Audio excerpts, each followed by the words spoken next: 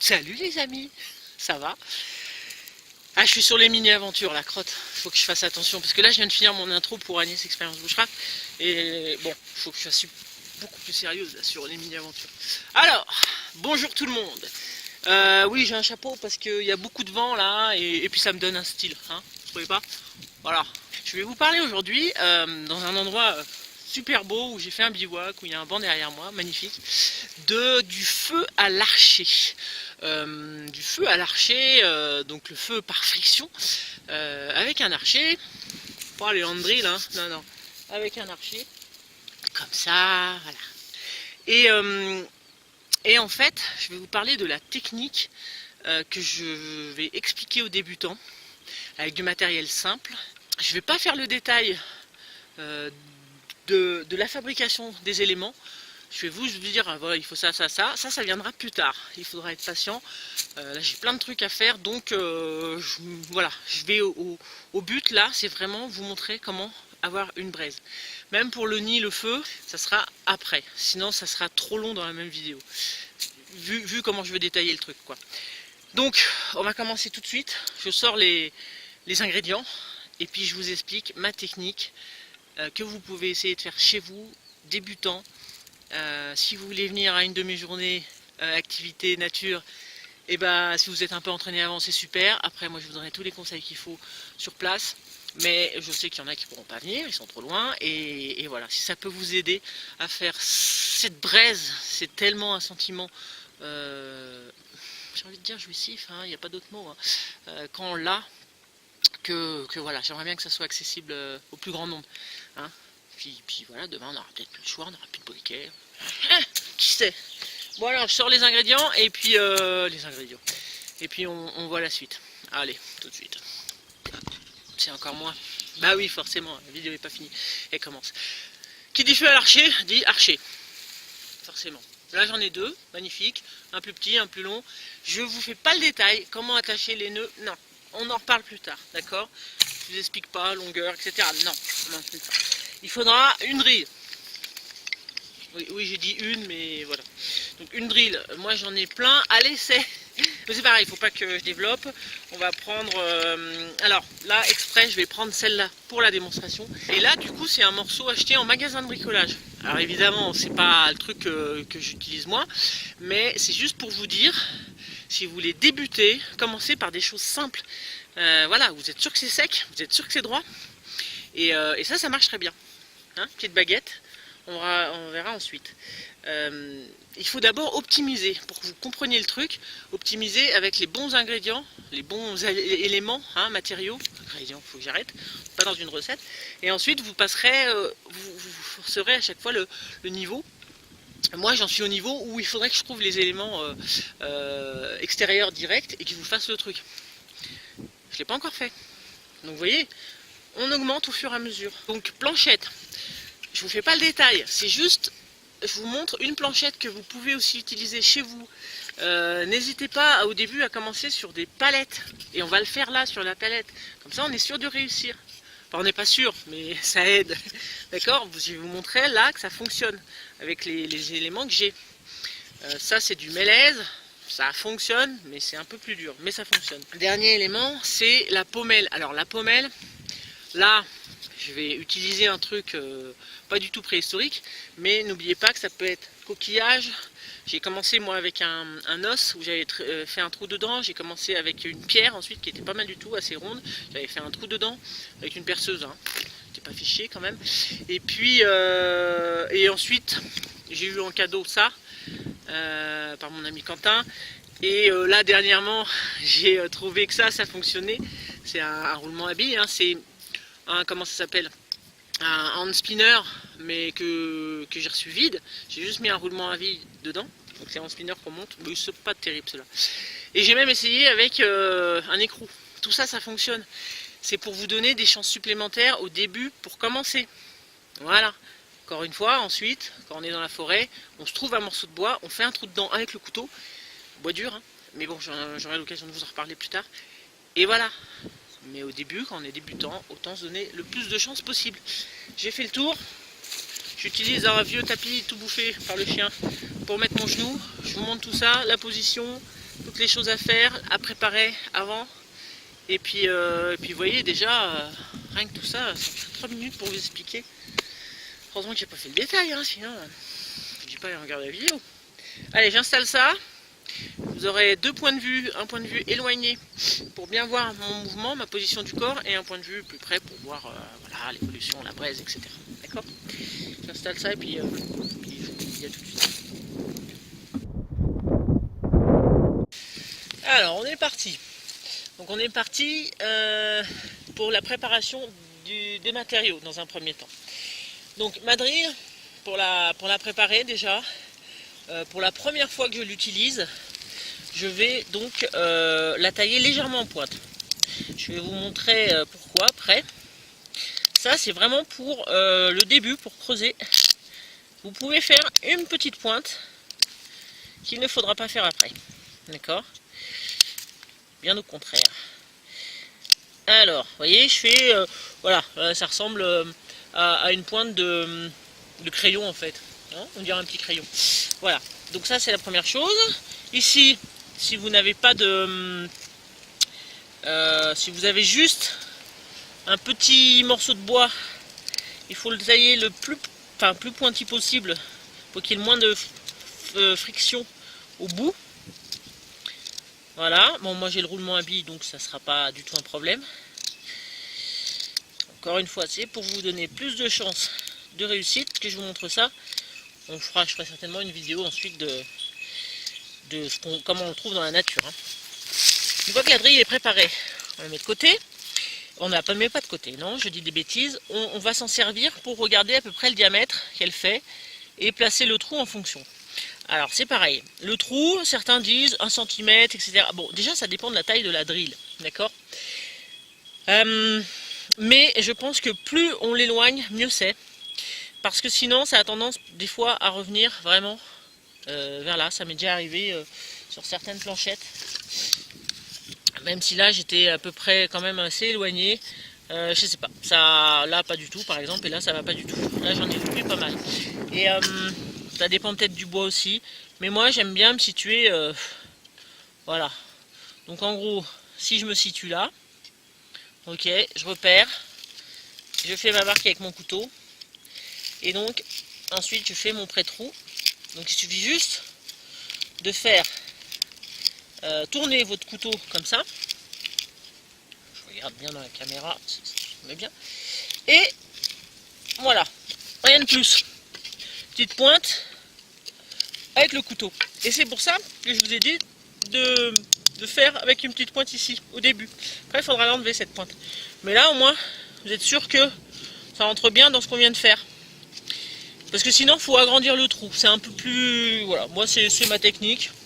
Je trouve ça bien comme ça. Alors, on va commencer. Donc ça, c'est pour faire le pré-trou. Il faut d'abord voir, avant de faire les encoches, voir où va tomber à peu près le trou. Et ensuite, on y verra plus clair pour les encoches. Hein. Là, la tension est peut-être un poil trop. J'aime pas quand ça saute comme ça. On va voir, sinon je le desserrerai. Ce qui est bien, c'est quand vous le mettez que ça tienne plus ou moins tout seul. Là, vous voyez que je me suis mis sur une pierre plate.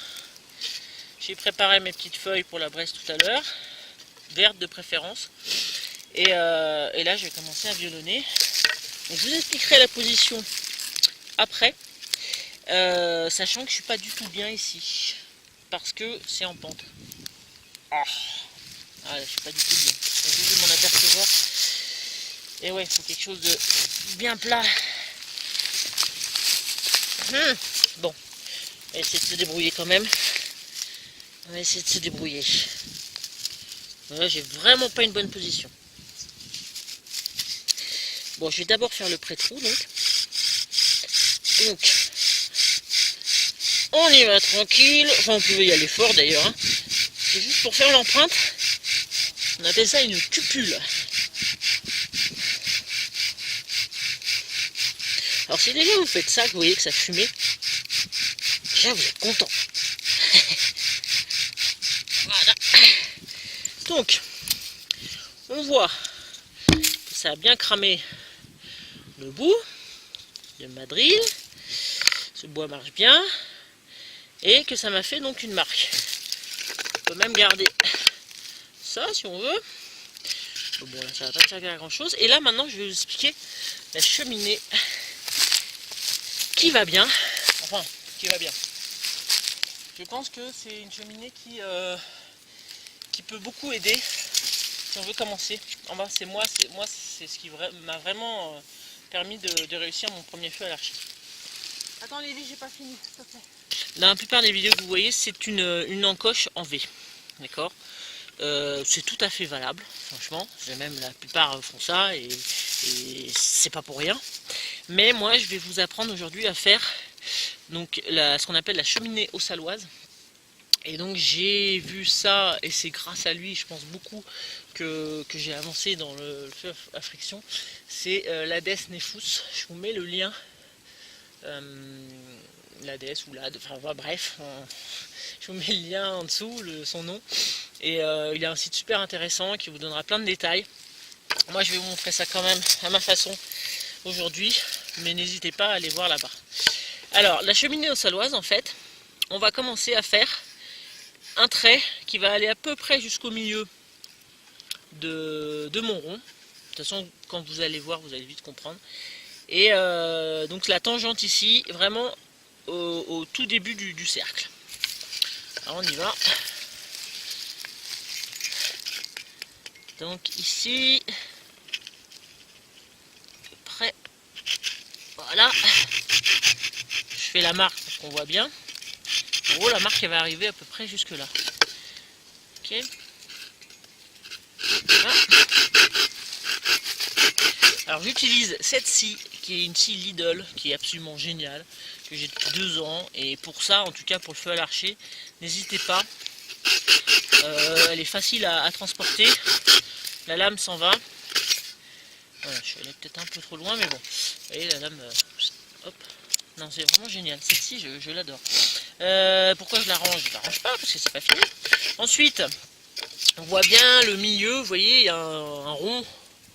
Et on va pas prendre ce milieu là, on va prendre un quart en fait. On va prendre, histoire que la drille ne s'en aille pas. Au milieu c'est un peu petit, et un quart c'est très bien. Donc, je vais vous montrer le quart. Celui-là à peu près. Enfin bon, c'est pas à 1 mm près. Hein. Voilà. Tac. Voilà, ça c'est le quart. Et donc, ou le 3/4, hein, ça dépend d'où on part évidemment. Et là on va aller simplement jusque... Oh bah ça y est, c'est fait. Oh, ça va vite. Ouais, donc moi cupule est peut-être trop près là, vous voyez, j'aime bien quand il y a un espace un peu plus grand. J'espère que ça va aller. Je suis allée vraiment, je me suis arrêtée au noir. Là je vais faire sauter la partie juste qui s'arrête. Donc pour ça vous prenez un couteau. Vous évitez de prendre le couteau comme ça, c'est parce que ça m'est déjà arrivé, ça fait sauter cette partie là. Donc maintenant je le prends comme ça, la lame vers l'extérieur. Et là j'appuie. Voilà. Ça fait sauter le truc. Là je nettoie un peu. J'aplatis. Bien centré, ouais. Et donc, voilà. Et là, la dernière partie, parce qu'il faut quand même une encoche, elle va se situer, on va partir du milieu là, d'accord, et on va aller rejoindre le trait qui va là, donc une diagonale. Donc moi c'est pareil, je le fais à la scie. Moi je trouve ça quand même vachement plus... Alors je le commence à la scie et puis je peux le finir au couteau. Hein. Voilà. Parce qu'effectivement si on a une scie un peu moins précise que celle que j'ai, c'est pas forcément évident. Là faut bien nettoyer aussi. Faut pas enlever, faut pas laisser toutes les petites suures là. Hyper important de bien nettoyer là. D'accord. Là aussi. On nettoie bien. Donc là, c'est pas bien nettoyé. Oh. Oh ouais. Attendez.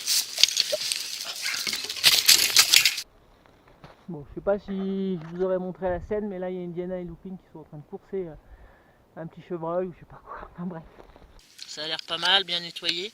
Et la dernière phase, dont j'entends pas beaucoup parler souvent, c'est de faire des petites aérations ici, en dessous.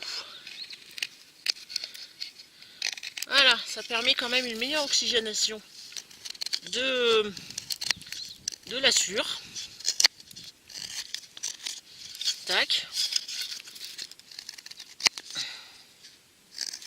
Voilà. À peu près. Là. Et ça, je pense que ça a son importance aussi. Essayez avec, essayez sans, et vous me direz. Voilà, vous voyez, ce V là, ça c'est très important. Vous voyez sur toutes mes autres là. Tac. On va passer aux choses sérieuses. Non, pas encore. Là, c'est taillage de la drille pour qu'elle soit fonctionnelle. Je vois souvent les gens qui la taillent un petit peu en pointe. Même pour faire le feu à friction, c'est une erreur à mon goût. Et d'après mon cher ami aussi, c'est une erreur. Donc vous cassez les angles, ça c'est une certitude. Mais il faut faire un plat ici. Voilà. Donc ici, vous voyez, autant tout à l'heure je vous disais que ça soit un peu pointu, autant là je fais un plat maxi. Voilà. Tac. Bon, si c'est pas parfaitement plat, c'est pas grave, hein, mais c'est quand même relativement plat. Parce qu'en fait, c'est vraiment cette partie-là qui doit faire la friction. Celle-là, elle va le faire au bout d'un moment, mais c'est vraiment celle-là la plus importante. Donc moins ça frotte, mieux c'est. Là, on va passer aux choses sérieuses, donc la position.